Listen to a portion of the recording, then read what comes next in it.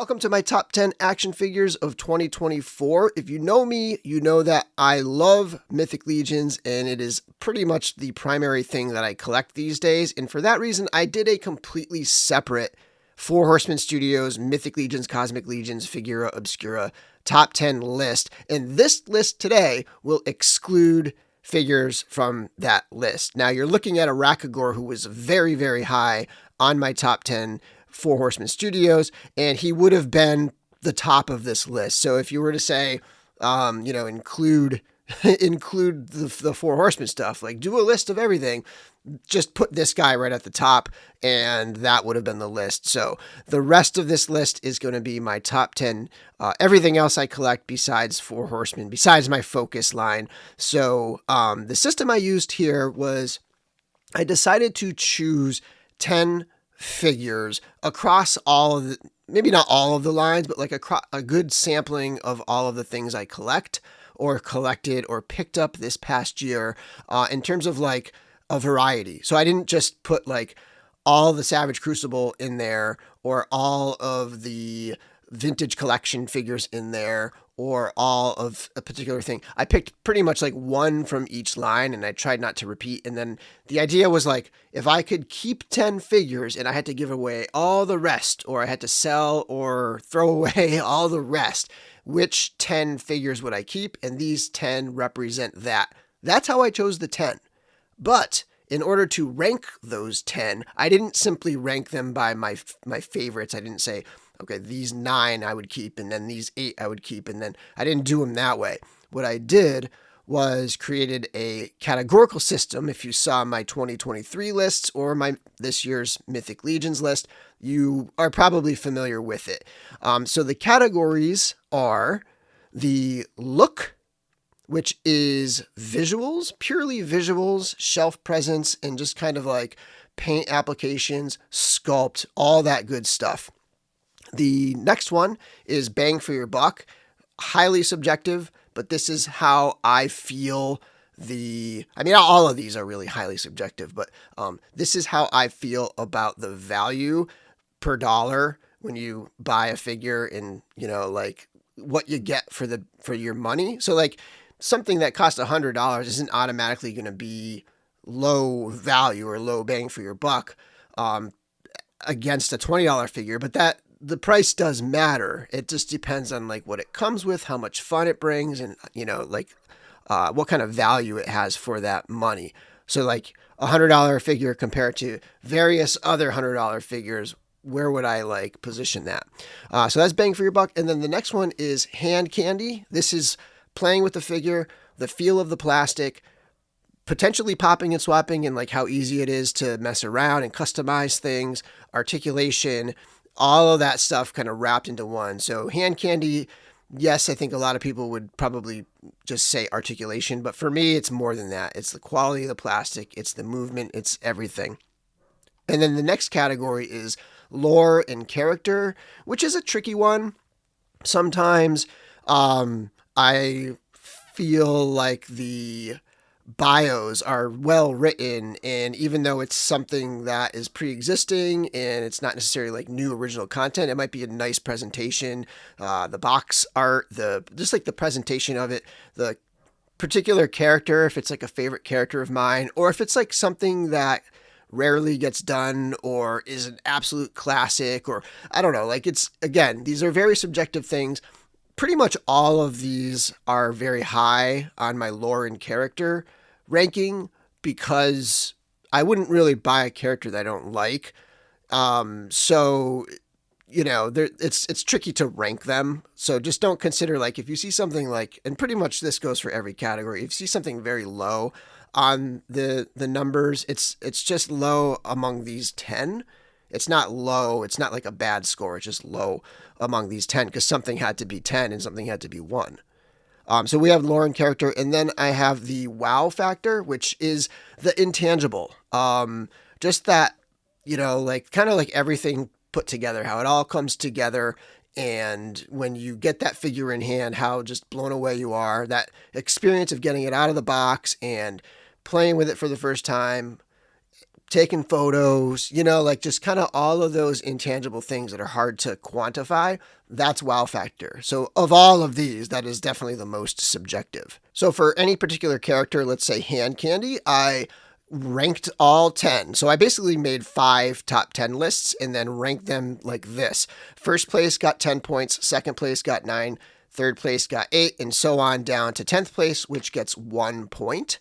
And so there are 5 categorical rankings in this. And so the total max possible points would be 50 points that a character could get, and the lowest would be 5 points. And so let's dive into this thing. At number 10, we have Zeb Aurelios from the Star Wars Vintage Collection. The Rebels line really pulled me back into the Vintage Collection this past year. I had been really not collecting them very much lately, one here or there, but as the Rebels started to release, and they all kind of released right around the same time, I started picking them back up, and they are awesome. They did such a good job on these, so I had to have one of them in here. And I had considered Kanan, which I would say is the next one in line in terms of like my favorite of the Rebels figures, but Zeb edged him out. Zeb's awesome, big chunky figure. The plastic feels great. It's just a really nice rendition of a character that was long overdue in the Vintage Collection. At number 9, Joy Toy Teenage Mutant Ninja Turtles. And honestly, I have the 4 turtles. I have Rocksteady, Bebop. I have the 2 different foot soldiers, and I have Shredder. And quite frankly, I could sit any single one of those in here. If I did have to pick my favorite of all of them individual figures, it would be the Donatello figure. But really, like, they're almost all interchangeable because they're all so good. These figures are fantastic. And the one knock would be they're a little expensive for that scale. But I think that's really just an adjustment thing. Like when you think about these turtles versus something else, like I would say the 12th scale equivalent is probably going to be those Memory Toys turtles, and those are $100. Like, so these at $35.40, it's really not that bad, just sort of compared to some of the other stuff on this list. They're a little bit lower on that bang for your buck. The look, again, it's just kind of where they fell. Like, they're not like 2 points worth. They're just 9th place among these other 8 awesome looking figures. It just was a tough competition. But overall, these are fantastic figures, and I could see them being number 1 on a lot of people's lists this year. Of course, in terms of recommending these figures, if you don't collect 1/18th scale, you're not going to be interested in these. But if you are interested in 1/18th scale, these are fantastic. These were my first Joy Toy figures, and I couldn't be happier with how these came out. At number 8, going right back to Hasbro, the G.I. Joe Classified Duke figure. This is the retro version that came on the retro card that just brought back that nostalgia in a modern form, right? Like, this is that classic Duke just brought up to snuff with articulation. The highlight of this figure to me is the value. I think that the G.I. Joe Classified line is some of the best value, even though they've brought up the prices from like, I think they were 22 to 25 or something. They still represent to me just a really nice price point in value for what you get. You get a lot of great articulation, tons of accessories. They feel like G.I. Joe's, the classified retro line, and especially Duke at my number 8. At number 7 is the Mezco 112 Collective King Conan. This figure is across all of their Conan figures easily my favorite. They've added articulation. It just comes with so much stuff, tons of exceptional detail. You can see this is number 2 on my look category. The figure is striking. It's such a good looking figure. The pants here are from C. Jessam, and that just like elevated that to the next level. I know he's going to be doing another run on those pants, so go follow C. Jessam's like Instagram or whatever if you want to like be in on that. But yeah, this figure, it's amazing. Hand Candy, it was low on, not because it has bad articulation or anything. Articulation is actually excellent and improved from the previous Conans, but this figure has a weird thing with the boots, and like trying to customize with these boots, it was a pain in the butt, and it's a little finicky and kind of a pain to mess with a little bit here and there. But that's the only one where it's a little bit lower on. Everything else, this thing is Excellent. At number 6 is the Iron Man Mark V from 3.0. This is the suitcase armor from Iron Man 2. If you don't have one of these diecast 3.0 Iron Man figures, it's almost difficult to kind of like communicate how awesome they are, because people from the outside, they see, oh, it's just another Iron Man and it's out of scale with a lot of my 112 stuff. It's very unappealing to me. But if you were interested in something that's like, separate from the rest of your rest of your like Marvel collection, and you just wanted to have a crazy, awesome, visually appealing Iron Man armory, this line is amazing. I'm kind of blown away almost at how awesome this line is. And I think it was number 1 on my list last year, or it was up there. The Mark 7, I think that was my number 1 last year, the Mark 7. That particular armor is my favorite armor, so it's probably why this one didn't quite make it all the way up. But this is awesome. The articulation is actually quite amazing on these. It's a little difficult it's a learning curve in terms of they have really stiff joints and stuff, but that you can actually get these things into some crazy poses, even though they're die-cast figures and they're kind of big. But these Iron Man figures from 3.0 are incredible, and I'm glad they've continued to make them, even though it seems like not a ton of people collect them. They keep making them, and they keep just putting their all in them, because these figures come out great. At number 5, Odious from Unparalleled Universe. This figure came out great. It was a Kickstarter, and they had a very quick turnaround on it.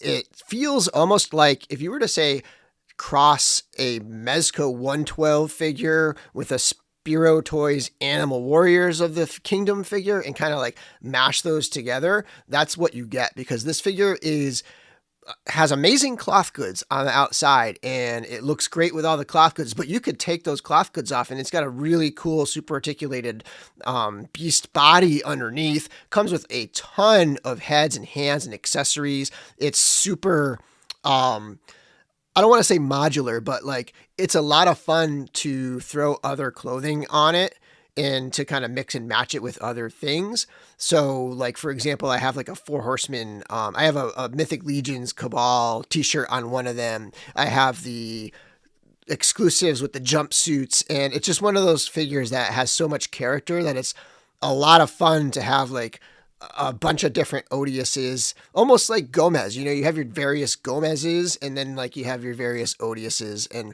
that's just, to me, it's one of those like character lore kind of figures that hits really high for me for that reason. In at number 4 is Cray from Toy Pizza. This is from the new Sea of Daggers subline in their Knights of the Slice line.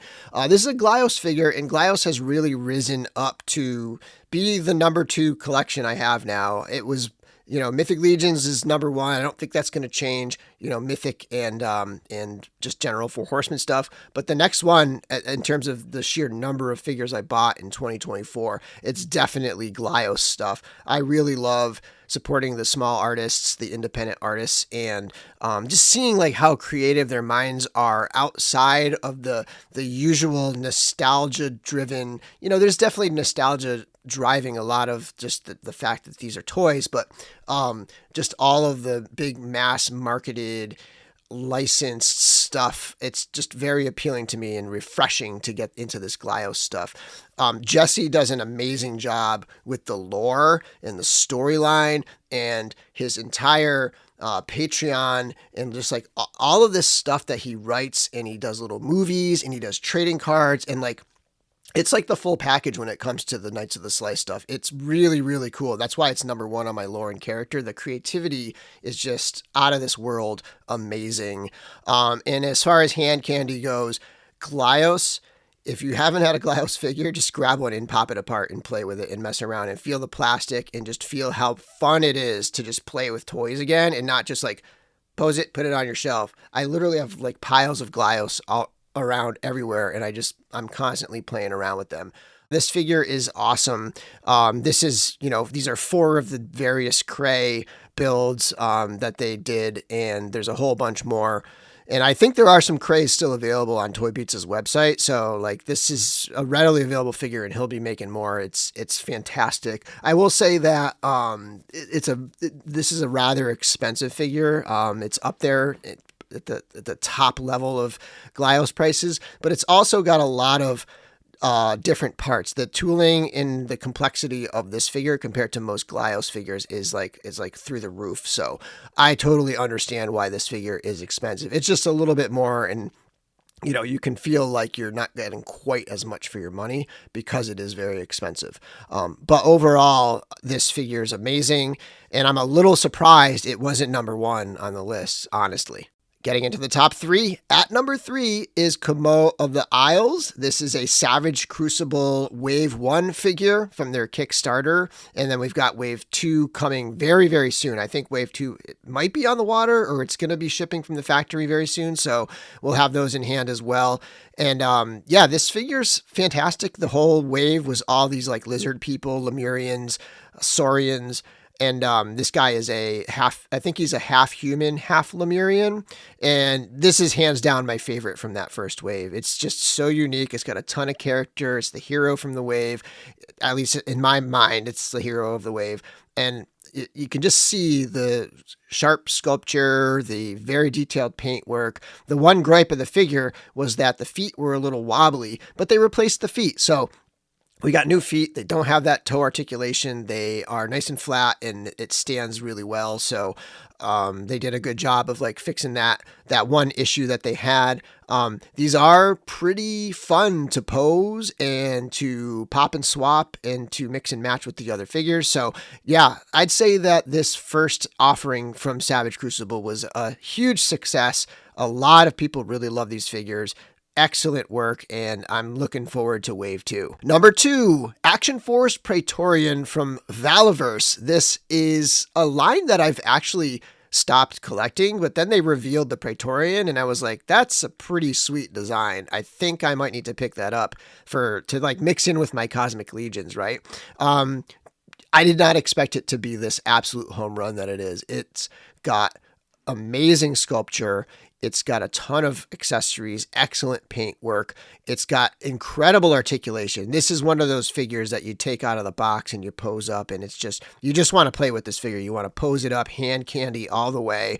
The bang for your buck, I think it was only like $30. Like the value here is incredible. Like when you see like this is only $5 more than a classified figure, this blows them out of the water. This is loaded with stuff. And I was kind of jokingly putting everything on it to see if I could pull it off. And it actually looks I think it looks kind of cool with everything on there. It's even got a few more things like little like blaster effects that peg into the shield to make it look like he's blocking blasters and stuff. So yeah, no surprise here for me. I was fully expecting this to be very, very high on the list, if not number one. Like this, I really thought when I was looking at the numbers and all that, like this would very likely be number 1 or number 2. So right where I expected it to be on my list. Highly recommend this one. If you collect 1/12 scale, just go get this figure. It's awesome. $30. You can't go wrong.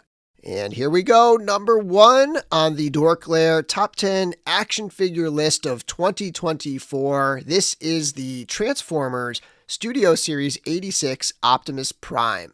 I was a little hesitant to put Transformers on the list because I know some people categorize them separately with action figures, but these G1 retail figures have really become such a big part of my action figure collection in the last 2 years that I had to include them. I almost put 2 on the list. I wanted to put Bumblebee on here too, but again, I was trying to keep it to like 1 figure per line. So Optimus is definitely the one that I would pick as the best of these from this year. I just got to say that this figure just hits that nostalgia button absolutely like perfectly. The transformation is so much fun on this figure. The plastic feels great. It's a lot of fun. It just like, it has a great hand feel. And again, it might feel a little bit unfair because none of the others are Transformers. And so like there's an element of hand candy here that nothing else can really have with that transformation. But this figure it'll going back and forth. It's just going to provide hours of fun. And then on top of that, it's got great articulation. So it's fun to pose around. The colors are amazing. It's got that throwback feel. It's got a bunch of different accessories to create different scenes from the movie. Just an awesome figure. And it's like a complete Optimus Prime. It's got the trailer and everything. On paper, the price seems high. Like $90 for this size Transformers feels kind of high, but like, I don't know, when you get it in hand, you understand it does feel like a pretty good value in terms of what you get for your money. Even though it is $90 and it's a little bit smaller than something that would typically be $90, but it just feels so, like tight and dense, and it just has that kind of like real high quality feel to it, with also like all the accessories and the trailer and everything else. So the value is there, in my opinion. I highly recommend this figure. Like, even if you don't collect Transformers, I would say, like, if you just wanted one Optimus Prime just to have that iconic character in your retro collection, this is the one. This figure is amazing. I was a little surprised that it made it to number one. Like, I guess when I first picked my 10, I didn't really expect it to be number one, just because Transformers have traditionally not been my main thing, though I've been getting more and more into them lately. But once I started the lists, the separate lists, it became clear very quickly that this was going to be a contender. I mean, number one in the look, number one in the wow factor, number two in hand candy. Like, it quickly, I realized, yeah, this is up there among all these figures. So that'll do it for my top 10 action figures of 2024. Thank you for watching. In the comments below, I want to hear your favorites within these 5 categories. What is your favorite for the look? What is your favorite value bang for the buck? What's your favorite hand candy figure? Lore and character, and then what's your favorite wow factor figure? Let me know in the comments below. Thanks for watching, and until next time, may the force be with you.